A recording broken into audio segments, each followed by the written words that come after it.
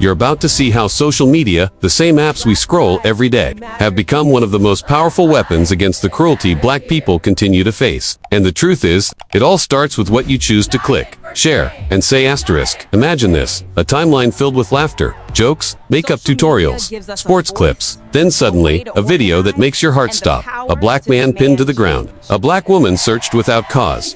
A child handcuffed for matching a description. Scenes like these used to vanish into silence, hidden behind closed doors, protected by broken systems, erased by those in power. But today, they don't vanish. Not anymore.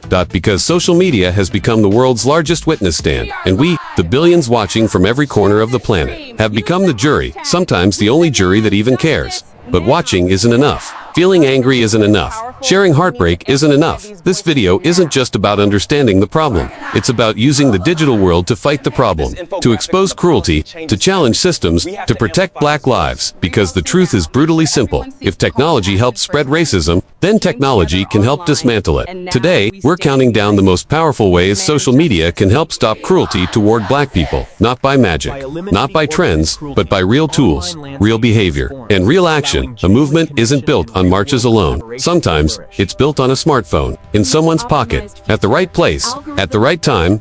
This is how it happens. Let's begin. Asterisk 15. Social media exposes what systems try to hide for generations. Abuse against black people wasn't just overlooked, it was systematically buried. Police reports were rewritten. Witness testimonies disappeared. Newspapers sanitized the truth. Institutions protected their own.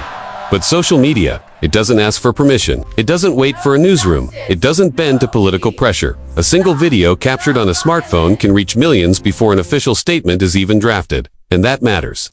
Because cruelty thrives when no one is watching. It thrives in silence, in secrecy, in back rooms and dark corners. But when a video is uploaded, the dark corners turn into stadium lights. Entire cities, nations, and even governments are forced to look, forced to respond, forced to admit what they can no longer hide. This isn't just exposure, it's accountability. Not because institutions want it, but because social media demands it. Visibility is the first step to justice, and social media turns visibility into a global force. 14. Social media gives proof. When words aren't believed, one of the most painful truths about the black experience is this. When black people report abuse, they are too often doubted, questioned, dismissed, or outright ignored. How do you know it was racism? Maybe you misunderstood. It couldn't have happened like that. But in the digital era, the evidence speaks for itself.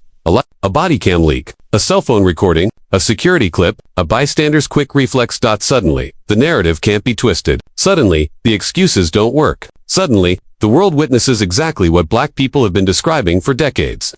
With no filters and no edits, video doesn't just show the truth. It protects the truth. And in a world where racial violence has been denied for centuries, proof becomes power. Social media doesn't just hear black stories, it verifies them. It documents them. It amplifies them. And once that happens, nobody can pretend it's a misunderstanding. 13. Social media allows instant mass organization when cruelty happens.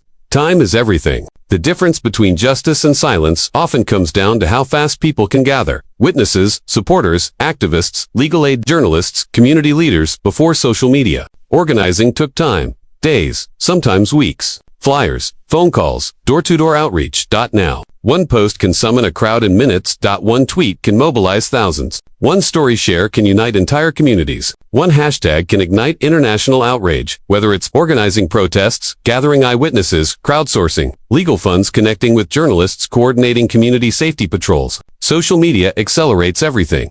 Movements used to take years to grow. Now, they can spark overnight. And when institutions depend on slow responses to silence cases, speed becomes a weapon, a powerful one. Social media turns community response into a rapid-fire defense system. 12. Social media helps identify patterns, not isolated incidents. For decades, those in power loved to call every act of cruelty against black people isolated. A bad apple, a misunderstanding, a rare incident.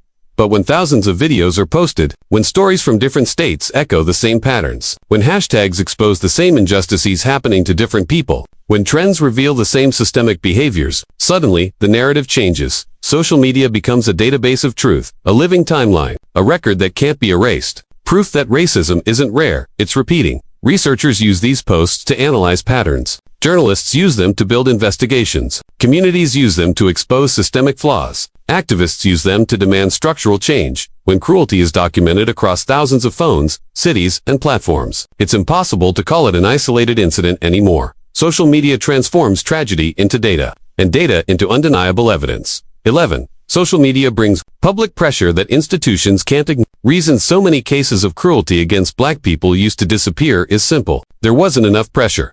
But social media changed the math. When millions of people are reposting, commenting, emailing officials, calling offices, tagging corporations, and demanding action, silence becomes costly. Public pressure forces police departments to release body cam footage, city officials to make statements, prosecutors to bring charges, companies to fire employees who abuse power, schools to revise policies, politicians to respond publicly, judges to act transparently. Institutions that once operated in the shadows now fear the backlash of a viral moment. This isn't cancel culture, it's consequence culture. Social media gives everyday people the ability to demand justice in real time. And for the first time, leaders who once ignored racism now face national attention when they try. Accountability may not be perfect, but it is louder and more relentless than it has ever been. 10.